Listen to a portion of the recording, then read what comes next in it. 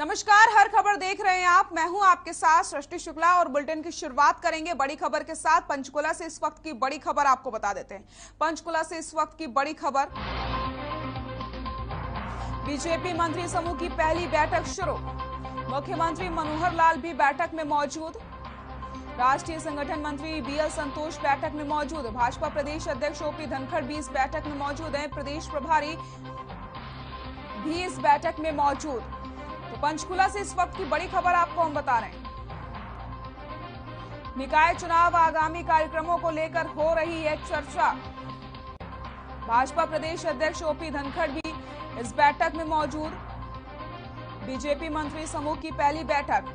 मुख्यमंत्री मनोहर लाल बैठक में मौजूद। राष्ट्रीय संगठन मंत्री बीएल संतोष भी इस बैठक में मौजूद हैं। भाजपा प्रदेश अध्यक्ष ओपी धनखड़ भी इस बैठक में शामिल हैं। प्रदेश प्रभारी विनोद तावड़े भी इस बैठक में मौजूद हैं। पंचकुला से बड़ी खबर आपको बता रहे हैं। राष्ट्रीय संगठन मंत्री बीएल संतोष बैठक में मौजूद हैं। भाजपा प्रदेश अध्यक्ष ओपी धनखड़ भी इस बैठक में मौजूद हैं। प्रदेश प्रभारी विनोद तावड़े भी इस बैठक में मौजूद। निकाय चुनाव आगामी कार्यक्रमों को लेकर के हो रही है चर्चा।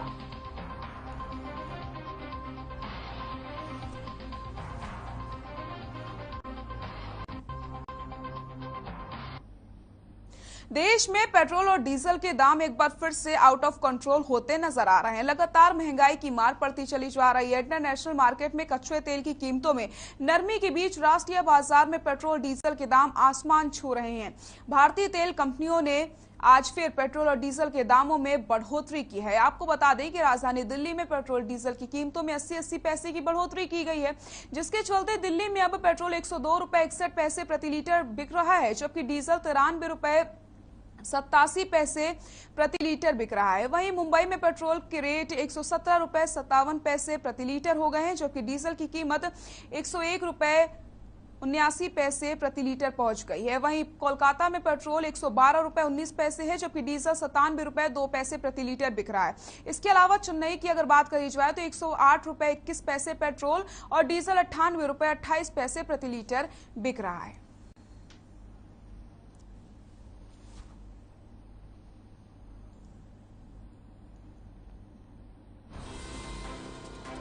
तो तेल के दाम में फिर से आग लगी है।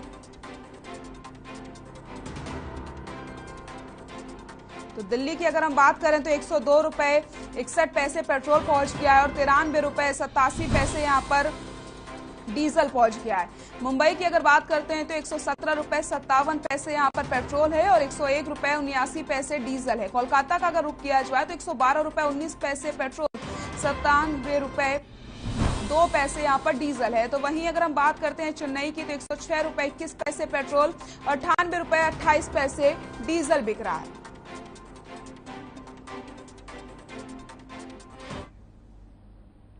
देश में कोरोना की रफ्तार पर ब्रेक लगता नजर आ रहा है, जिसके चलते एक दिन में 1260 कोरोना के नए केस सामने आए और कोरोना के चलते 83 कोरोना मरीजों की मौत हुई है, जबकि 1404 लोग कोरोना से ठीक हुए हैं, जिसके बाद देश में कोरोना का रिकवरी रेट 98.76% पहुंच गया है। आपको बताते चले एक्टिव केसों की संख्या देश में फिलहाल 13,445 बताई जा रही है। तो 1260 कोरोना के नए केस सामने आए हैं। कोरोना से राहत मिलती नजर आ रही है।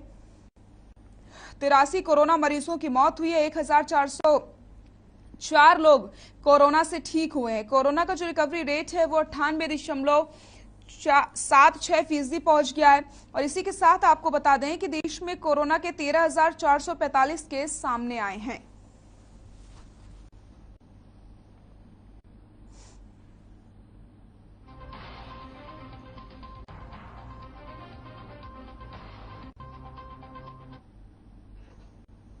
हरियाणा में हर रोज कोरोना के मामलों में कमी आती नजर आ रही है, जिसके चलते प्रदेश में एक दिन में कोरोना के 45 नए मामले सामने आए, जबकि एक दिन में प्रदेश में कोरोना के चलते कोई भी मौत नहीं हुई। वहीं 67 लोगों ने कोरोना को मात दी है, जिसके बाद कोरोना का जो रिकवरी रेट है वो 98.90% पहुंच गया है। वहीं गुरुग्राम में कोरोना के 39 नए मामले सामने आए, जबकि फरीदाबाद में 2, हिसार में भी 2 मामले सामने आए, सोनीपत में 1 केस सामने आए हैं। तो कोरोना से प्रदेश में भी राहत मिलती नजर आ रही है।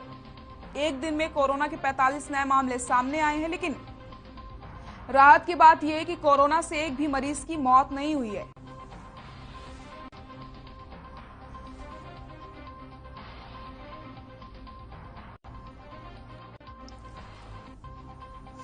एक दिन में कोरोना के 45 नए मामले सामने आए। 67 लोगों ने कोरोना को मात दी है। तो हरियाणा में हर रोज कोरोना के मामले में कमी आती चली जा रही है। यहाँ पर आप सभी के लिए राहत भरी खबर है। लगातार कोरोना के केस में कमी आती चली जा रही है और रिकवरी रेट की अगर हम बात करते हैं तो रिकवरी रेट यहाँ पर बढ़ता चला जा रहा है।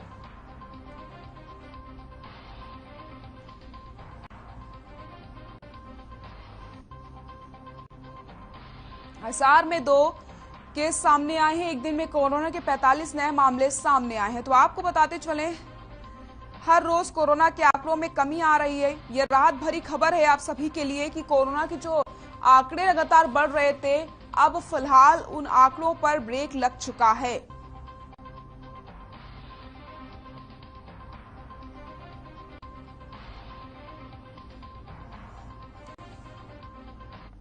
चंडीगढ़ में उप मुख्यमंत्री दुष्यंत चौटाला ने मोहाली स्थित एक निजी संस्थान के दीक्षांत समारोह में बतौर मुख्य अतिथि शिरकत की। इस अवसर पर उन्होंने 431 विद्यार्थियों को हेल्थ केयर, इंफ्रास्ट्रक्चर, मैन्युफैक्चरिंग और पब्लिक पॉलिसी प्रोग्राम्स में स्नातक कोर्स पास होने पर सर्टिफिकेट वितरित किए। इस दौरान उप मुख्यमंत्री ने कहा कि हरियाणा राज्य में ऑटोमोबाइल्स का सबसे बड़ा निर्माता है। राज्य सरकार की व्यवसाय अनुकूल नीतियों के कारण भी बड़ी मात्रा में निवेश आ रहा है।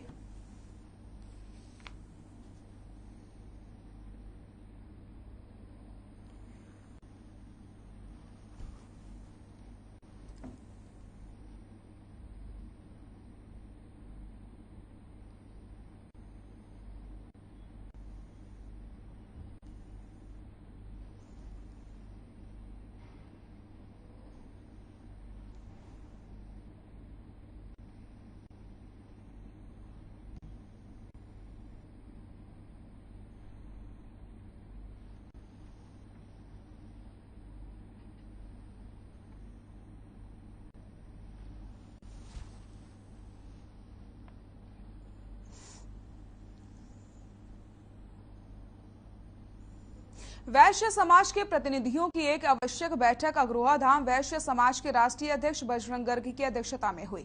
इस बैठक में 3 अप्रैल को वैश्य समाज का राष्ट्रीय सम्मेलन और भवन के लोकार्पण के बारे में बताया गया। 2 अप्रैल से 10 अप्रैल तक अग्रोहा धाम में लगने वाला नवरात्रि मेले की तैयारियां पर भी बातचीत की गई। अग्रोहा धाम के राष्ट्रीय अध्यक्ष बजरंग गर्ग ने उपस्थित प्रतिनिधियों को संबोधित करते हुए कहा कि अग्रोहा धाम में 3 अप्रैल को राष्ट्रीय प्रतिनिधि सम्मेलन और भवन का लोकार्पण और भजन कीर्तन का कार्यक्रम सुबह 10 बजे से आरंभ होगा।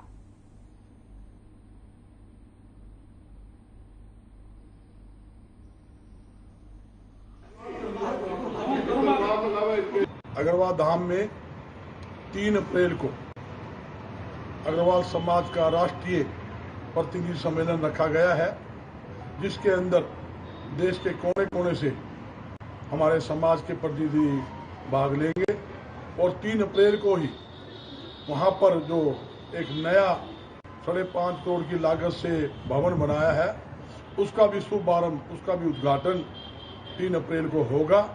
और उसके अलावा 2 अप्रैल से लेके 10 अप्रैल तक माता दुर्गा जी के नवरात्रों की विशेष पूजा होगी, पाठ होगा और 10 अप्रैल को वहां हवन पूजन होगा। और जहां तक कि अग्रवाल धाम के नेतृत्व के अंदर देश के कोने कोने के अंदर समाज के व्यक्ति सामाजिक व धार्मिक कार्यों में जुड़े हुए हैं, यहां तक कि अग्रवाल धाम के नेतृत्व के अंदर पूरे देश के अंदर हम इकाइयों का विस्तार कर रहे हैं। ठीक है।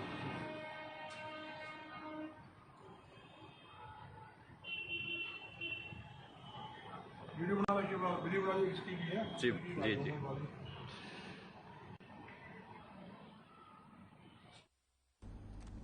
फतेहाबाद में लोगों ने डीजीपी का पुतला फूंक करके विरोध प्रदर्शन किया। ये प्रदर्शन रघु सचिवालय के बाहर किया गया। प्रदर्शन कर रहे लोगों में SC/ST के विभिन्न संगठन शामिल थे। इस दौरान गुस्साए कुछ लोगों ने कहा कि प्रदेश में अनुसूचित जाति आयोग नहीं है। लोगों ने सरकार से नाराजगी जाहिर करते हुए कहा कि किसानों के लिए आयोग है, लेकिन हरियाणा में SC और ST एक्ट के लिए कोई भी आयोग नहीं है, जिसके मद्देनजर वो यहां पर प्रदर्शन कर रहे हैं और अपनी मांगों को लेकर के।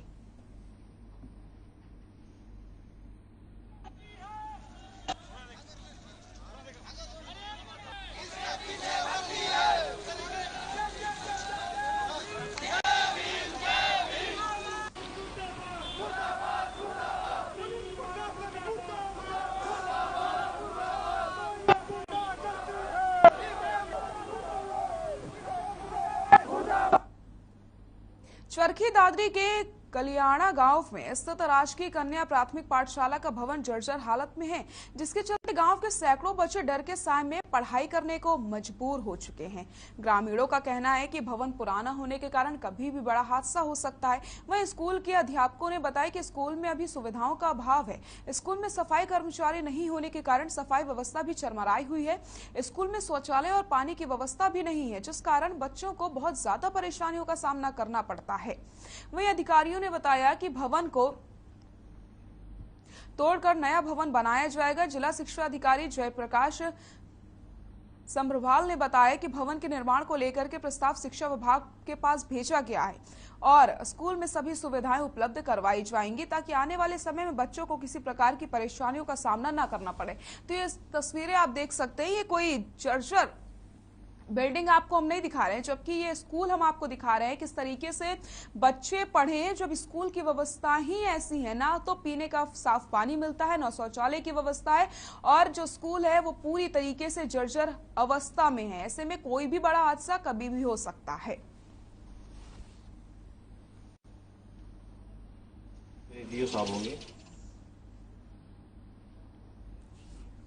WDBNR के द्वारा कंडम घोषित हो चुकी है और जल्द ही इसकी कमेटी बना के उसको डिमोलिशन करवा दिया जाएगा। ये कार्रवाई हो चुकी है, बहुत जल्द इसका समाधान कर दिया जाएगा। अभी डिमोलिशन होने के लिए कमेटी गठित की जानी है, वो अभी विद इन वीक हम उसको कर देंगे। कंडम घोषित होने के बाद में उसको तार के द्वारा और उसको सेपरेट कर दिया जाता है, ताकि कोई और बच्चा उसको कोई अनहोनी ना हो जाए। तो उसके लिए सर मैं अभी आदेश भी कर दूंगा तुरंत। अगर ऐसी सावधानियां नहीं बरती गई हैं तो उनके विरुद्ध भी कार्रवाई करेंगे। मैंने आज ये स्कूल को विजिट किया है, तो यहाँ ये स्कूल की बिल्डिंग अनसेफ करी गई है PWBNR द्वारा। अब इस बिल्डिंग को तुड़वाने के लिए एक डिस्ट्रिक्ट लेवल की कमेटी बनेगी। उस डिस्ट्रिक्ट लेवल कमेटी में डिसाइड होगा कि इसकी कब बोली लगाई जाएगी, तो उसमें हम अखबार में निकलवाएंगे। उसके बाद ही इसके बोलीदाता आएंगे और उस बिल्डिंग को तोड़ने की प्रक्रिया की जाएगी। तो जल्दी जल्दी हम इस बिल्डिंग को तोड़वाने की कोशिश कर रहे हैं। इसके लिए हमने अभी पीछे डिमांड भेजी हुई है, यहाँ पानी की टंकी की और टॉयलेट की। एक टॉयलेट अंदर बनाया हुआ है, वैसे बच्चों के इमरजेंसी के लिए 2 टॉयलेट इधर बने हुए हैं। लेकिन अभी सबसे पहले प्रोसेस हमारा बिल्डिंग तोड़वाने का, उसके बाद जो स्पेस निकलेगा इसमें हम पानी की टंकी बनवाएंगे, टॉयलेट बनवाएंगे। बच्चों के लिए जो कमियां हैं वो सारी पूरी कर दी जाएंगी। यहाँ पर जो स्कूल है वो बुरी तरह जर्जर हो चुका है। बच्चों के लिए बैठने के, खेलने के लिए, वह कोई भी एक्टिविटी करने के लिए हमारे पास कोई जगह नहीं है। बच्चे बाथरूम के लिए बाहर जाते हैं और वहाँ पर भी बहुत ही कीड़े कांटों का भय रहता है, जिससे बच्चों के ऊपर बिल्डिंग पड़ने का भय है। और न हम बच्चों को ढंग से बैठा पा रहे हैं और न इनको ढंग से खाना दे पा रहे हैं। और स्कूल के बाहर बहुत गंदगी है, न सफाई कर्मचारी हमारा सहयोग करते हैं। हम लिख के दे चुके हैं बार बार, इधर JE ऊपर से भाई पत्रकार की टीम आके चेक करके जा चुकी है, लेकिन हमारा मतलब जो फर्ज था हमने पूरा कर लिया। फोटो भी दे दिए भाई, लिख के भी दे दिया, बार बार चेकिंग भी हो रही है। अब ये सरकार के ऊपर है भाई, कब इसको करवाए, कब इनको भाई बनवाए, कब क्या करें। बनाइए बनाइए देखिए सारी तो मतलब बिल्कुल छटपट रही है जी।